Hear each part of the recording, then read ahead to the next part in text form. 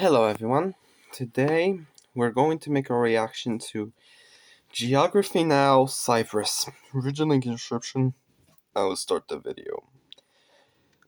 One country, two sides, three exclaves, four people groups, and a lot of confusing lines that can give even the most seasoned Uber driver a level 5 seizure. Another country in Europe, excuse me. Let's learn geography. Hey everybody, I'm your host Barbie. If you don't know anything about Cyprus, all you really have to know is that it's an island with a lot of fine wine and landmines, a lot of barbecue and barbed wire, spa resorts and spies resorting to spying on... Let's move on. Excuse me. Let's do this. Sorry if my voice was loud. Alright, the more complex a country is let's see how this was. The more I love doing it's not a repo. I imagine this is how not a real poll, by the way. Surgery, removing tumors and transplanting organs. Okay, the thumbnail will be the map.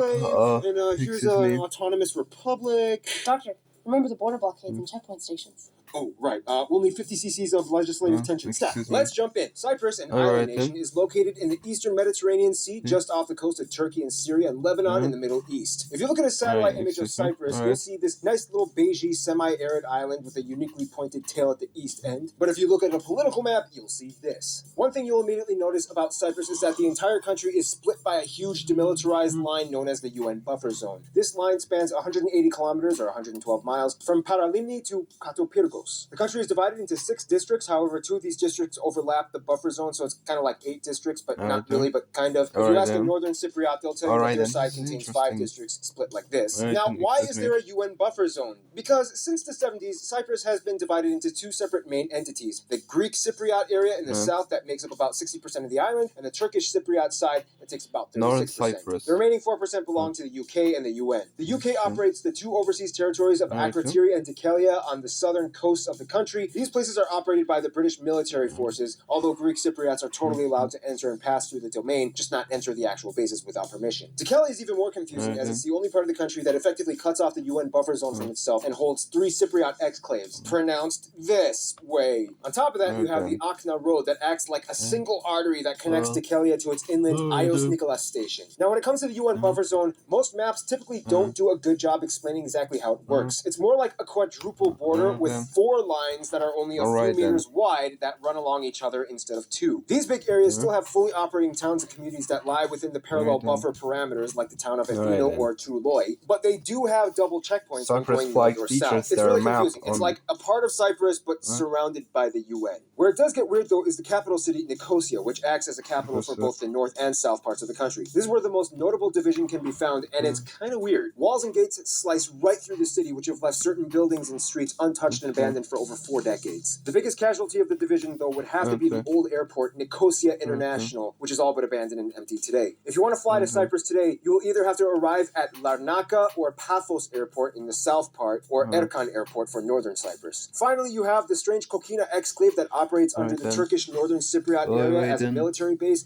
cut off by the rest of the entity from another separate UN buffer zone. Now, regardless of all these barriers and walls, you can still cross over the sides. Today, there are 7 checkpoints, and it's not that hard. All you do is you just show your passport to both the Greek and Turkish police and then head through. If you go by car, you will need to purchase new insurance on the side that you're entering, and you'll only be allowed to stay for up to 30 days. So that's about it. Simple, right? Alright, let's move on. Okay, let's learn physical geography. Cyprus is said to be the legendary birthplace of Aphrodite, the goddess of love and beauty. And despite all the barbed wire and abandoned buildings, this country still holds its ground in aesthetics. First of all, the country has a dry, relatively warm Mediterranean climate with rainfall in the winter months. Cyprus is made up of 2 main mountain chains, the rugged Troodos chain in the southwest, which contains the highest point of the country, Mount Olympus. Yeah, they kind of copied Greece on that one. And the smaller Kyrenia Mountains that parallel the north coast. The country has only seasonal rivers that flow from the mountain snowmelt after winter time. Otherwise, most rivers dry up by summertime. Cyprus is also beautiful. I love Cyprus, the government has really tried to combat the we learn about building dams and reservoirs situation, and we learn about after the split, the north side took most Tomorrow of the will be grain and citrus and all of the tobacco fields. However, the south took most of the fruit orchards, livestock, and vegetable fields, and nearly all of the grape vineyards. Beautiful beaches line the coast of all sides with shrubs and eroded rock cliffs like the Aia Napa beach. Trees are taken seriously now as deforestation has hit the country hard in the past half century. Only about 17% of the country is classified as woodland, and logging is heavily monitored. It's actually totally legal to take figs and olives off of your neighbor's tree, but illegal to cut down the tree even if you own it. Speaking of neighborly interaction, let's jump into the most controversial part of this episode. Let's learn about demographics. So this is pretty short episode. So We need a distraction. alright There's a then. Korean guy playing the bagpipes. Alright then.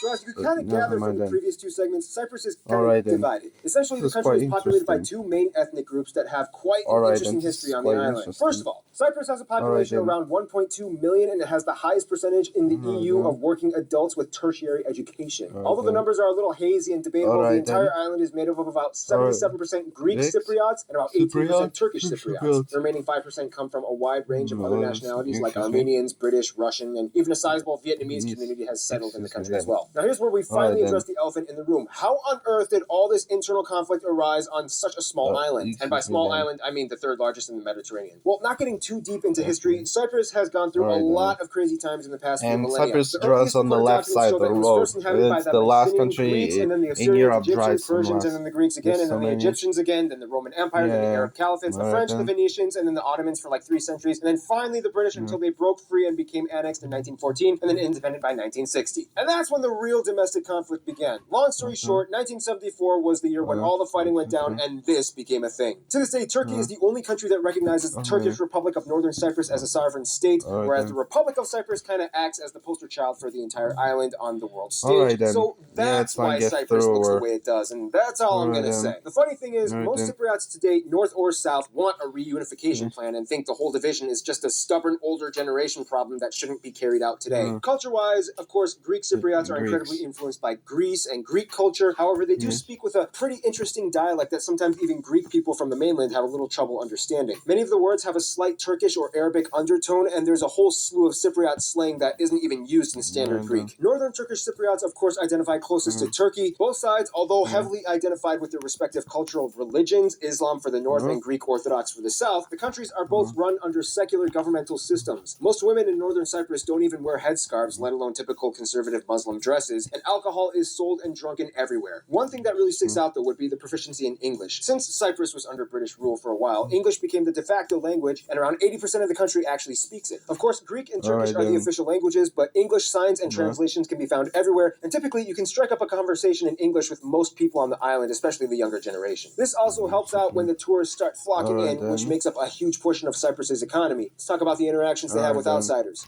Let's learn the friend zone. Alright then. Remember how in the Bosnia and Herzegovina episode we Bosnia. mentioned how the friend of your enemy can sometimes by default end up being your friend as well? Well, that's kind of how it works with Cyprus. When asking who their friends are, you kind of have to address which side of Cyprus you're referring to. If you're asking the north, then of course they'll say Turkey and all the friends that come along with the package with Turkey, like Azerbaijan or Pakistan and Afghanistan and so on. If you ask the Greek Cypriot side of Cyprus, you'll probably get a different response. As part of the EU, Cyprus is kind of like the new guy that walked into the party with a few scars that everybody is slightly intrigued by and keeps their eye on as he walks over to the punch bowl. Israel and Armenia have always been close, and many Armenians live in Cyprus, and Armenian is a recognized minority language. Israel shares the same Western value of free market and trade as well as free democracy. When it comes to their best friend, however, hands down, no doubt, the Republic of Cyprus will tell you that Greece is their best friend. Cyprus is the only other fully sovereign state in which Greek is the official language and heritage of the residents. Cypriots and Greeks absolutely This would be the fun mail, and I love in conclusion, the island nation of Cyprus is a beautiful, well-educated, economically stable, this is pretty interesting. Who knows what it'll look like in the I future, don't know but what let's hope it else. involves fewer blockades. Alright then, I will do more geography now. The Czech Republic Geography now in the future. Goodbye.